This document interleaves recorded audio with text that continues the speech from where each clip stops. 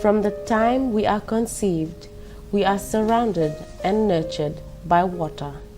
When I was born, I came into my world surrounded by the Pacific Ocean, an ocean that excites us, that feeds us, an ocean that we fear as she ebbs and flows closer and closer to our coastal homes. My name is Lucille Chute. I am a feminist and I embrace my tradition and culture. I am a community media activist. I use radio to break the silence, to empower, to influence. My maternal village is Tawake. I ride the waves to reach Tawake, often after a long and bumpy truck ride from the town of Labasa, more than 150 kilometers away.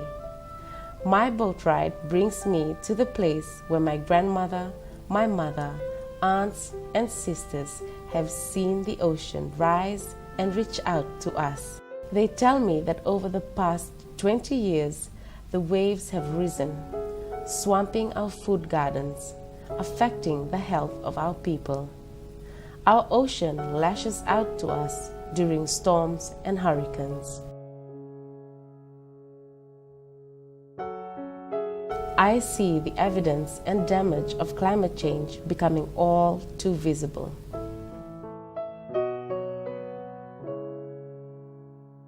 I am a Pacific woman. These are our stories.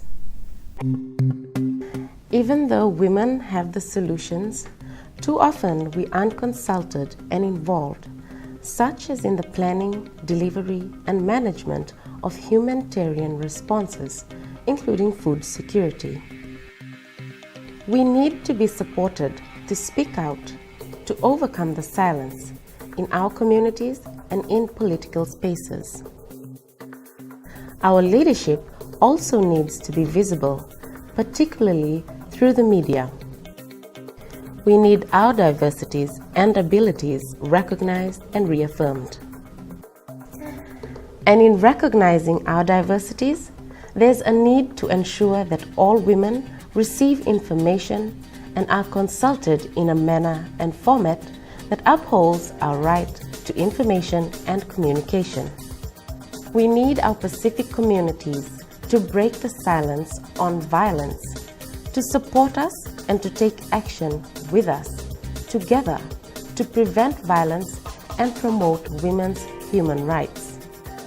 We need our education system to empower. But is anyone listening? In 1995, our governments committed to achieve equality between women and men through the Beijing Platform for Action. The Millennium Development Goals were also adopted in 2000. Governments have now adopted the new Sustainable Development Goals. For our Pacific region, the development agenda is linked to the prevention and elimination of violence against women and children, enhance political participation, and support for the involvement of young women through education and leadership programs. We share this vision of equality, development, and peace, of women's rights are human rights. But to talk to a woman and you will hear of the struggle. Many of us are still not allowed to lead and participate in decision-making, even though this can be such an important way to prevent conflict in our homes and communities. Many of us cannot claim our rights to equal pay, land ownership, sexual rights, freedom from violence, access to education, and maternal health rights. So, if development is about living in a safe and peaceful community, if development is about being included, if we all agree that sustainable development isn't possible without gender equality, then why are we still not being heard? And so we come together and dare to rise from these challenges, celebrating the women who have paved the way for us, visualizing the future we want. So when the world gathers in 2030, what would we have achieved? We dare to dream. we dare to speak of the transformation that is needed for women's lives, for our communities. My daughter, she's 10. I've got 3 grandchildren, and I hope that for them, the things that we're doing now and the things that we are facing now, it wouldn't be a problem for them. That's my hope.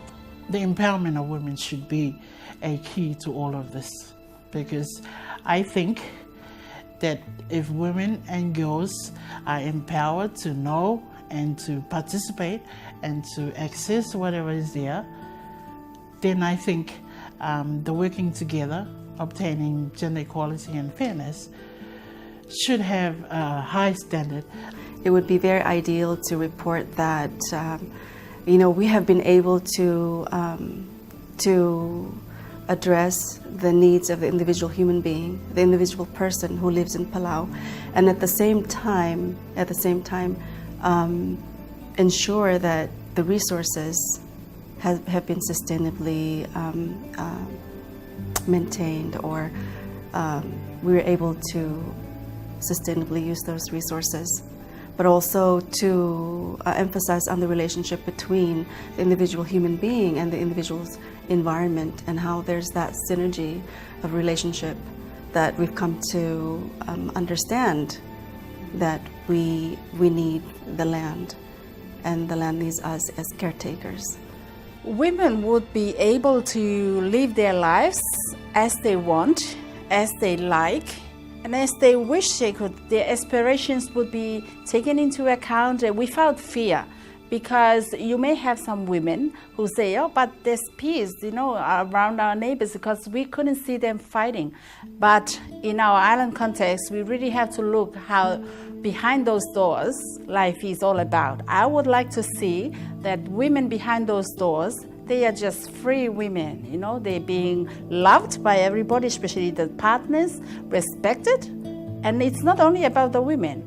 So I really want government of Kiribati to really focus on this, because I think this is one of the root causes of it. Like if they are violated, women are violated, they won't be able to, develop and improve their lives.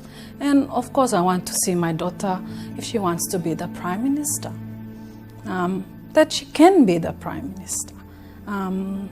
Yes, so, and having said that, but also my sons, them also getting all this important information, it's about respect for women, for girls, the awareness around all the important things, the important role of women, the respect.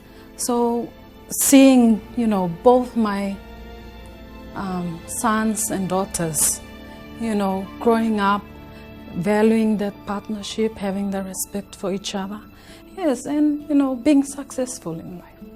Gender equality in the Pacific, I think definitely reduction in violence against women, more women in parliament and women taking up political leadership positions, and I think more recognition of women's contribution and participation in the economy.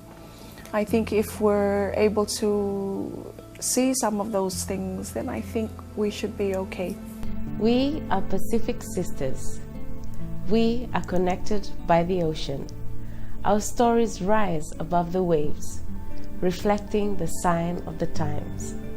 Our stories call for creating a climate of peace, because peace is simply not an answer, but the answer.